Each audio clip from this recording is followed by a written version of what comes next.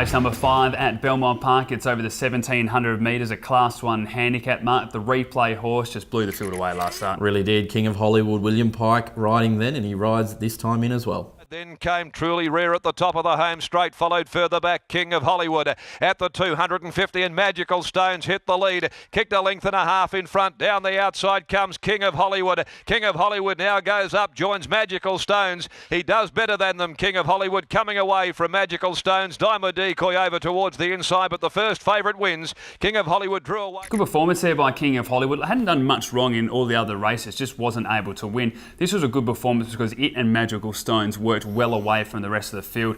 My big question mark here though is that Magical Stones is no superstar and the rest of the field wasn't either. Maybe this extra distance will suit a small field as well. William Pike staying on board is a big positive, but I just think there's a couple of other runners that do have much stronger form lines and maybe more upside. Yeah, I'm not willing to argue with that fact. William Pike staying on is a big factor for me. Obviously, he felt there might be a bit of improvement to come. It was a bit keen in the run as you saw, but when let down, should get the lovely run from barrier 4. I think at Belmont with the rail out 18 metres, you just want to be in behind the speed, and that's where William Pike will be. We've also got in the race, Adam, number 4, Out of Detention, Son of Scandalkeeper. I love the way he hit the line last start. Just wanted to lay in a bit in the straight, but found the line very, very strongly. This is a horse I think they've been really waiting to mature, and it's been probably a little bit slower than they would have thought, the Durant and Miller combo. Last start was really good, winning by over a length. The run before that, around the Middle Earth, those form lines have held up non-stop as well, so been pretty keen to follow them. Widest draw here, but a small field. I think Out of Detention with the 57.5 can play a big part because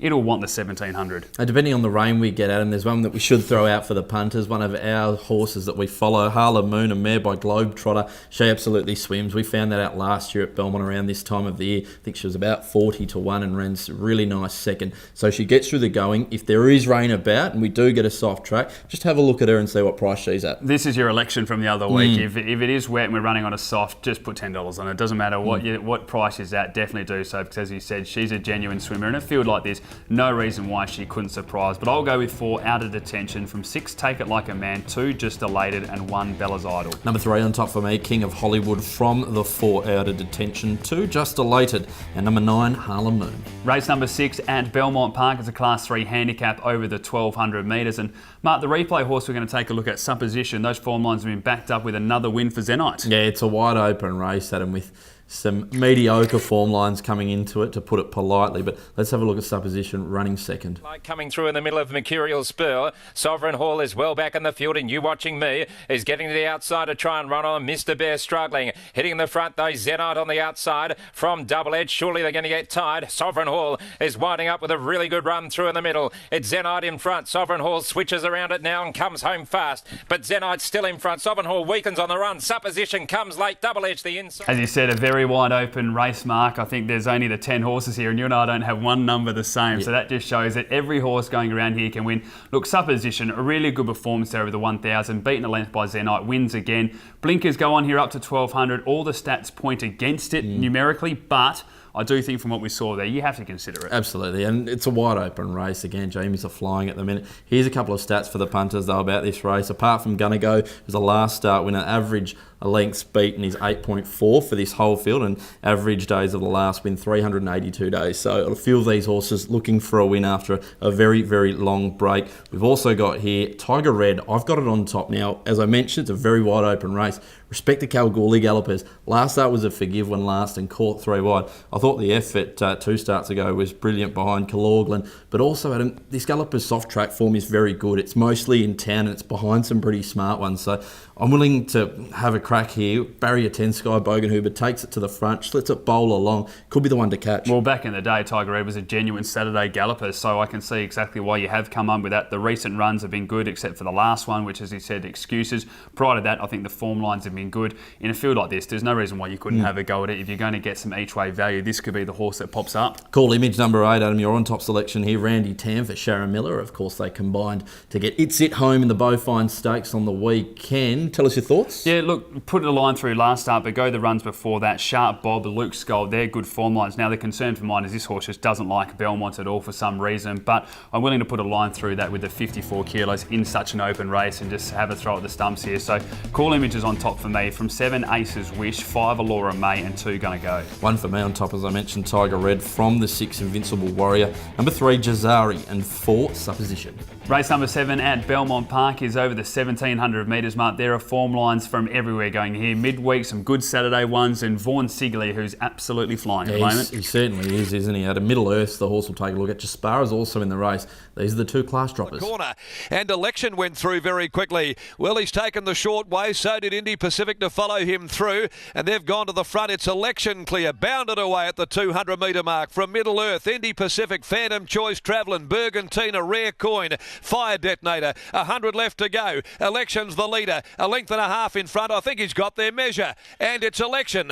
Too good for them. Election comes away from Indy Pacific. Really like Middle Earth. Talked about those form lines a little bit earlier with Out of Detention. They're holding up everywhere, and as we said, Vaughan Sigley at the moment, his strike rate's as good as anyone going around. His team just love Belmont Park, love a bit of sting out of the track, and they're all going along really nicely. Now, the wide draw here is a bit of a concern. Middle Earth has had some pretty nice barriers and runs through this preparation to get the results, but for mine, it's just a horse on the up. It's doing everything right. It'll find its own luck, and it'll make that, and I think it can be too good for them here. You hit the nail on the head there. A horse on the up, quite progressive. I don't think barrier 12 is an issue when you are the best horse in the race.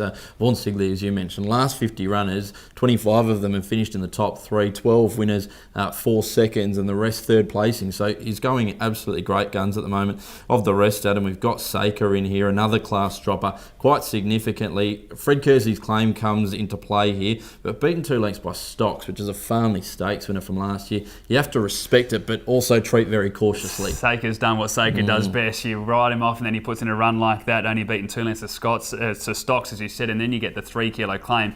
Now you have to consider him. You'd be mad not to put him in numbers. So, look, it's a horse that doesn't win. It keeps sucking people in, but if you're doing your form, you probably have to have it there. Yeah, absolutely, Adam. We've also got in the race number 14 down the bottom, the Proclamation, last start winner, but is the second emergency. This horse will run fast again, I hope, but the soft track, if we get it, I think will help him. And this horse will also try and lose numerous times. If you do get a chance, go and take a look at the replay last start. I have never seen anything like it. You see horses hit the skids once, but to do it 4 or 5 times is unbelievable. And Ryan Hill, he was an absolute magician to somehow get this horse to win. Hopefully a bit of confidence from that run. As you said, a soft track will really suit, and if Ryan can time it perfectly again, he can play a bit of a part here. But I'm going to go with 8, Middle Earth, from 1, Saker, 5, Jaspara, and 2, Anvil Green. I've got number 8 on top 2 at a Middle Earth, from number 14, Proclamation, number 4, Back to a Walk, and the 12, Princess Jasmine.